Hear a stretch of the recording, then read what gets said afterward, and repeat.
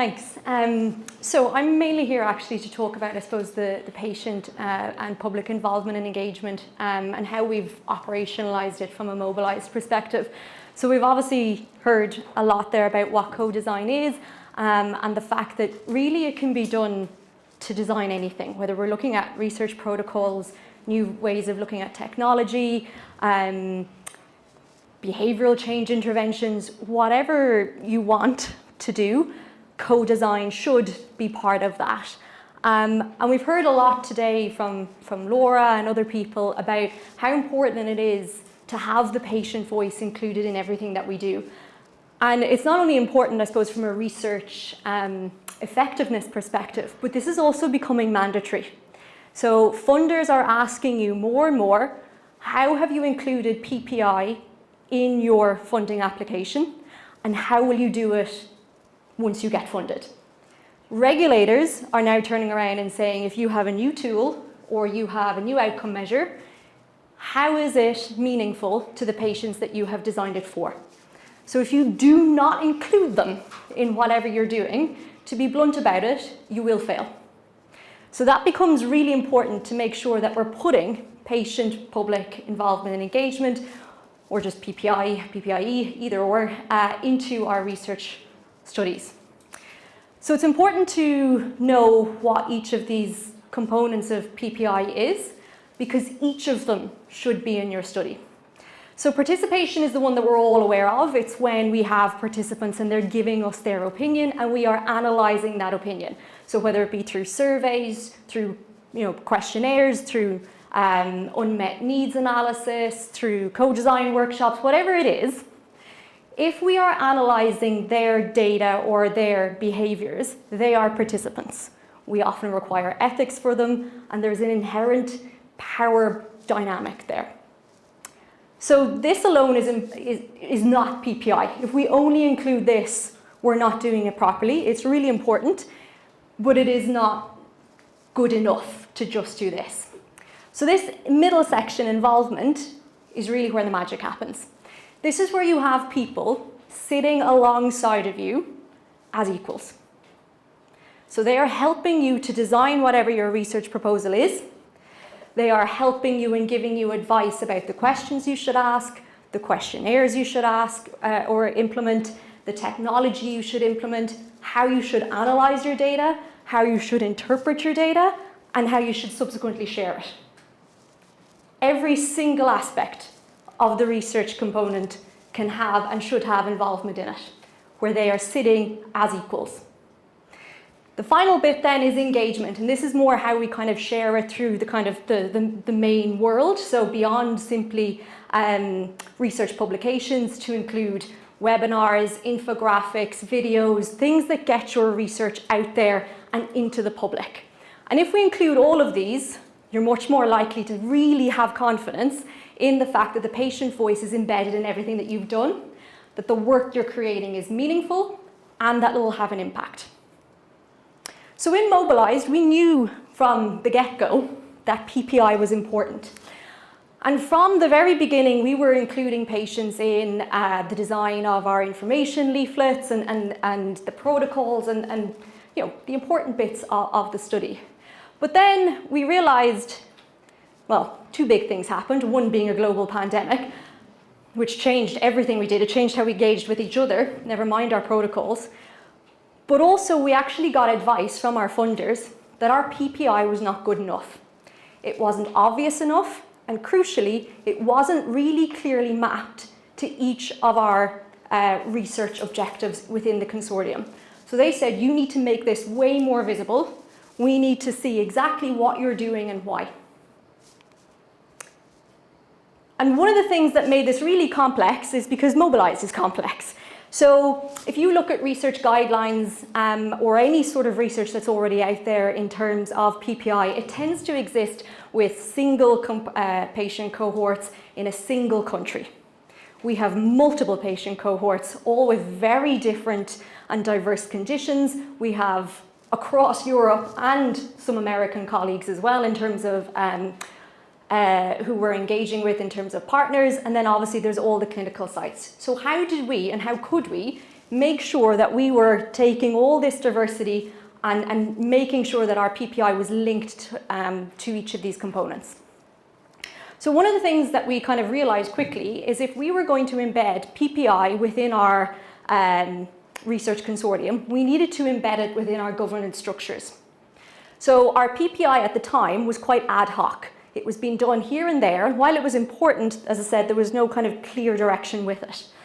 So to embed it in our governance structures meant that we needed to create 2 new groups, and that's what we did. We have a patient and public involvement and engagement board, PPIE board, and then a patient and public advisory group, PPAG. So they are working independently, but in this continuous feedback loop to make sure that all of our PPI links to our research objectives. So the PPIE board is primarily made up of researchers from each of the working groups, and their job is effectively to operationalize our PPI. So making sure that we have an action plan of what we need to do, and making sure that that action plan links to our research objectives. On the other side then, we have our patient and public advisory group. So these are our patient advisors from each of our different cohorts who help us in terms of giving us advice from their perspective. What questions do we need to ask? How do we need to ask them? Why are we doing what we're doing? These are the things that they really challenge us on. And here they are up at the top of the screen. And anything that I talk about today, we have started to develop a paper on this. I'm currently working on the revisions for this, so hopefully it will be out soon, but actually the preprint should be out there for anyone that doesn't want more detail. But they have been included in this along with each of our PPIE board members as well. So we developed an action plan, and we realized kind of as we went through the year, after setting up the 2 groups, is that we had these kind of 5 key areas that we needed to make sure that we complemented the work of the technical and the clinical validation study. So this is all in addition to what we were already doing. But kind of building on some of the things that Laura said, even though we had already planned out Mobilise-D, we realized that in order to make sure this has impact, particularly for the regulators, we not only need to show our technical and clinical validity, but we need to have the big picture. So we know from Laura's work that walking is important, that it's meaningful, that it's critical to every aspect of people's lives. But now we also need to know, how do people feel about sharing their data? Are they accepting of being monitored remotely in the way that we are? If we get visual data from them, how would they like it to be fed back to them in a way that makes sense to them? Again, what do they think about remote trials rather than kind of more traditional ones? And again, how are we going to spread this word? So all of this complements the big picture of Mobilise-D, but it was all in addition and continues to be in addition to the work that happens.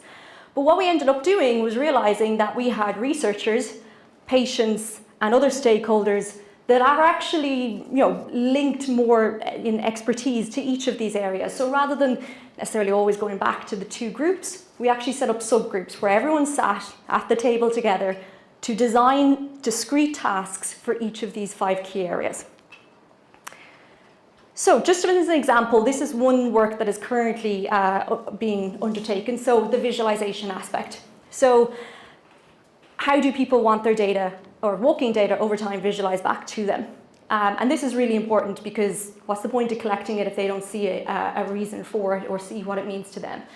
So we needed to understand what methods were we going to use, what was important to them to see in terms of the DMOs, what time frame do we have available, so how deep were we going to be able to go with this, all these kind of important questions. And we had to answer these questions as a small group of researchers with our patient advisors. And we had a couple of ideas and we gave it to the overall group.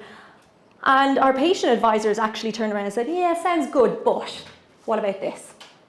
And as they started to speak, we realized as a group, they're describing a Delphi study. So what we've done is set up a Delphi study where the patients are experts, where we will ask them specific questions about their walking. They'll come back to us with answers. We code those answers and map them to our DMOs. We'll then draft up some visualizations that are linked to those important DMOs based on what they have said. And then we'll go back to those patient experts and say, does this make sense? Is this what you meant? but our patient advisors were involved in the design of this, in the protocol, and will continue to be involved in the drafting of the visualizations and in the analysis of it. So that's one example where we did kind of both together. The next one then is building on the importance of Laura's work. So Laura's work is absolutely seminal to Mobilise-D. We have shown through her work alone that existing measures of measuring mobility are just simply not good enough to capture the complexity of the real-world walking experience. So we have to get it out there beyond Laura's publication into the world. We need doctors, patients, funders, everybody to realise that we need to fund this kind of work. So we, again, had to figure out, well, how are we going to get this out there? So we've actually engaged with a design company who are taking us through a design process. What's your important message? All the bits and pieces. But again, our patient advisors are sitting beside us at this meeting. Their voice in terms of the key messages, who this needs to go towards, how we want it all visualized is just as important, if not more important, than ours. So what we're doing basically is creating an environment where we listen to them, but we act on what they're telling us in terms of the next steps for Mobilise-D. So just so you can see some of the impact that this work has had, it has improved the visibility and the communications about what we're doing. We've also, the patients themselves actually came up with the idea for our first webinar. This is what we think is important. And then they started to develop that webinar with us, presenting it alongside of us.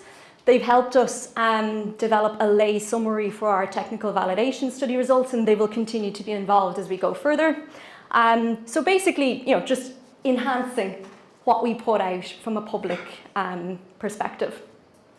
They've also helped us, as you've already seen and heard today, in terms of the interpretation of some of our data, so the face validity of Laura's work. They will be helping us with the Delphi method. They've helped us design questionnaires that we're using in our clinical validation study in terms of the experience of being part of a trial like this, but also in terms of the minimal important differences. And they are co-authoring multiple publications alongside of us. We've then also, to be fair, even though I said it wasn't only good enough, it is still important that we had insights from a participation perspective. So we did interviews with the people within our technical validation study to see how they felt about the acceptability of the device. As I said, we're going to have the Delphi is obviously going to have a huge participation level. We also looked at a systematic review of acceptability. So lots of participation level things that, again, just help us to build this kind of big picture about what is important to patients and why. So what we hope we've done is kind of develop a roadmap of sorts as to how people can integrate patient and public involvement in quite complex and large studies. But it wasn't always as simple as it looks in those couple of slides. So we faced a lot of uphill battles, and we continue to do so because this is an iterative process. We need to learn and react to what works for us and what works for them. So some of the key kind of areas that we feel are really important for people to consider going forward are around, I suppose, the initial need for PPI. Because if everyone in your group doesn't realize how important this is, it probably won't be given the time, the money and effort that it requires.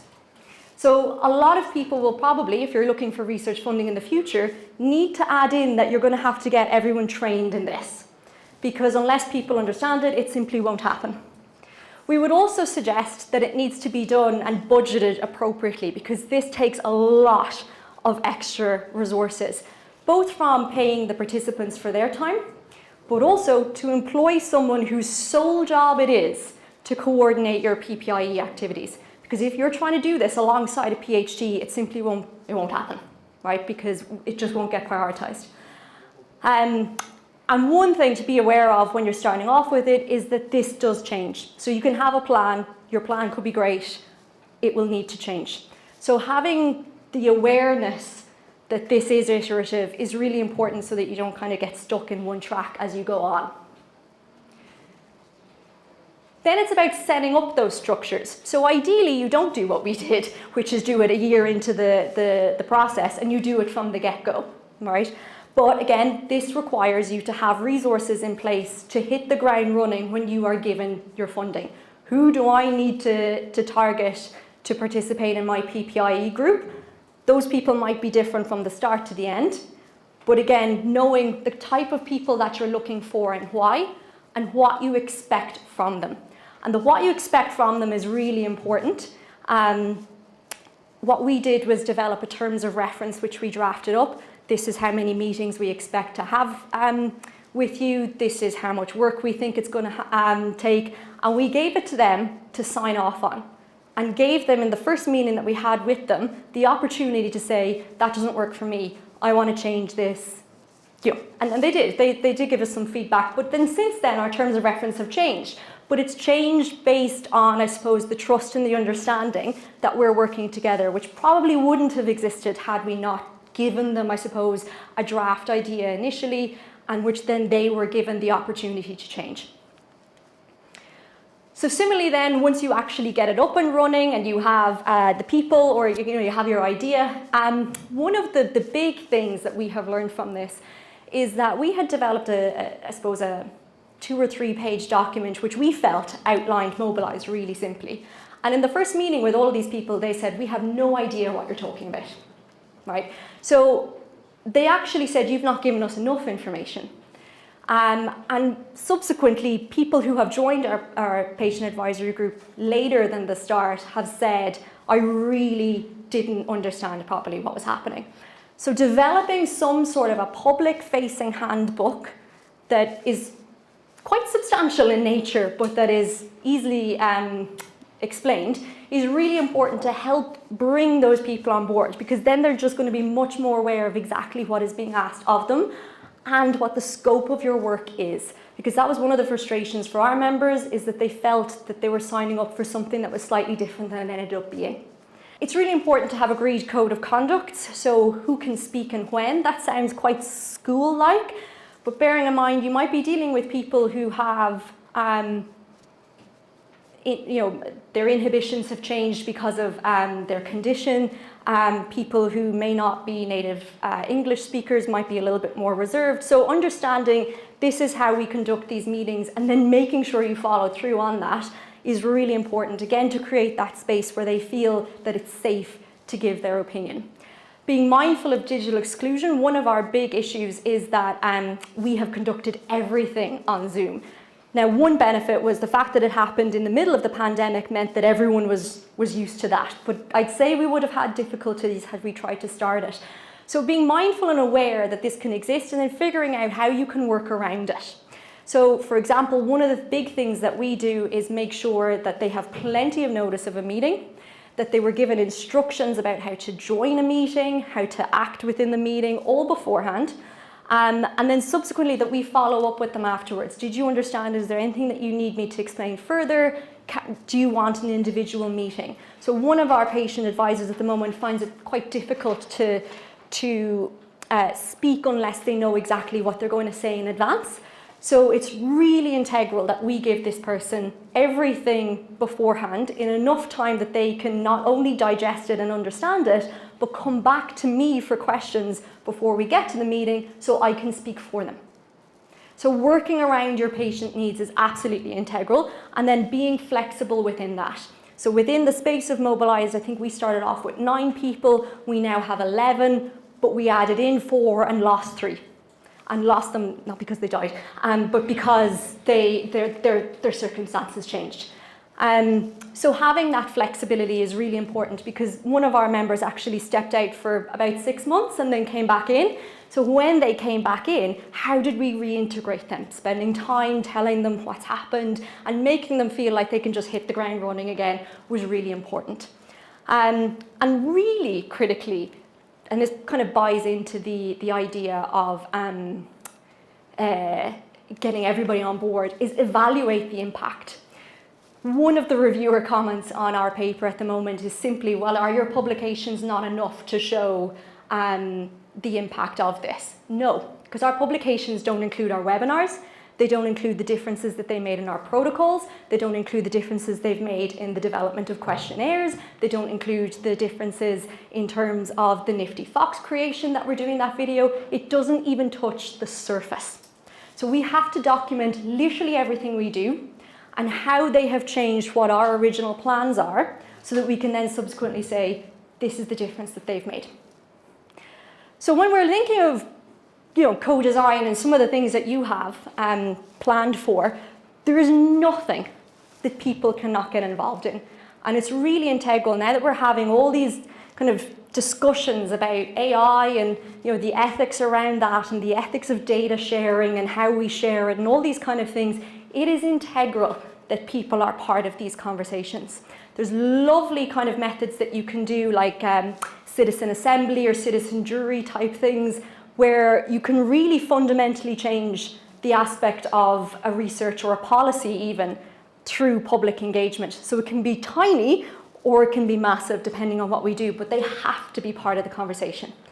Because, to quote, actually, Laura already used this quote today, but to quote one of our patient advisors, if it's not with us, it's not for us. If they are not at the table beside us, we're not doing the work with them. We're doing it in our minds for them, but it's not, because we've not taken in their account.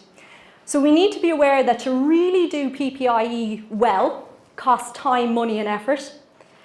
It takes a lot of patience. It takes a really flexible method, but it can be hugely impactful, but we need to make sure we do it from the start and that we embed them alongside of us.